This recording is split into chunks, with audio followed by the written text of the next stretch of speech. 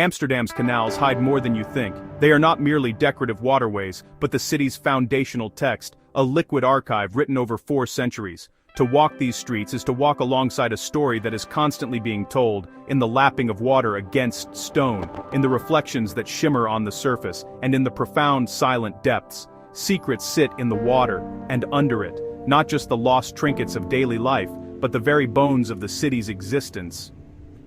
Here, in the dark, cool embrace of the canals, lies a history that is both preserved and obscured. It's a story of ambition, of ingenuity, and of a constant quiet negotiation with the forces of nature. To read the city, start with the surface. The water acts as a mirror, reflecting the grandeur of the Golden Age.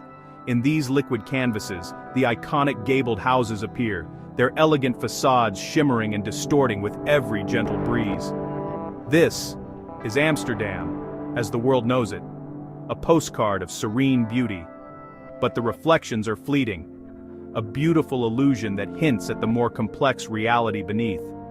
Then, look where the streets end, into water.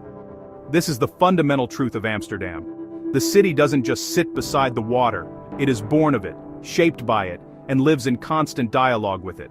Every street, every alley, every grand boulevard ultimately defers to the canals. They are the organizing principle, the original highways that dictated the flow of goods, people, and life itself. These rings were not accidents. Bolted into the very fabric of the bridges and quays, they are relics of a purpose-driven design. Each one is a testament to a time when the canals were not for scenic tours, but were bustling arteries of global trade. They were the parking spots for the barges and ships that carried the wealth of the world into the heart of the city.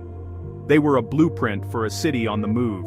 In the early 17th century, Amsterdam was bursting at the seams, fueled by the unprecedented wealth of the Dutch Golden Age. The city needed to expand, but it couldn't just grow outward, it had to be engineered. The result was the Grachtengordel, the concentric belt of canals that remains one of the most ambitious and successful urban planning projects in history. It was a masterclass in hydrological engineering, designed for commerce, water management, and defense. In the 1600s, water shaped every decision. The layout of the canals determined the value of the land. The wealthiest merchants built their grand houses on the Herengracht, the gentleman's canal. The width of a house was taxed, leading to the iconic narrow, deep, and tall structures that define the city's aesthetic. Every architectural choice was a response to the logic of the water. Warehouses faced canals like shopfronts for the world. These weren't just storage facilities, they were the engines of a global economic powerhouse. Spices from the East Indies, grain from the Baltic, textiles from across Europe, all were hoisted from barges directly into these buildings. The canal was the loading dock, the front door to a marketplace that spanned the globe. Gables spoke the language of success. They were the city's skyline and its social register. A simple step gable might belong to a modest craftsman, while an ornate neck gable, adorned with lavish sculptures, declared the immense wealth of a shipping magnate.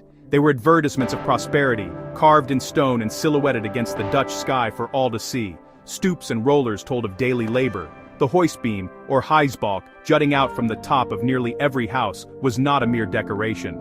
It was an essential tool. Furniture, supplies, and valuable cargo were lifted up and through the large windows, as the narrow staircases were impossibly tight. The wear on the rollers and the scuff marks on the facades are the faint echoes of centuries of hard work. Bridges set the rhythm of commerce.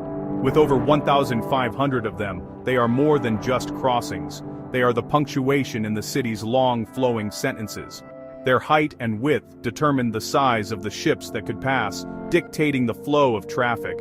Many were designed to open, their mechanisms a carefully choreographed dance that would halt the city above to allow the commerce on the water to proceed. Locks were the city's heartbeat.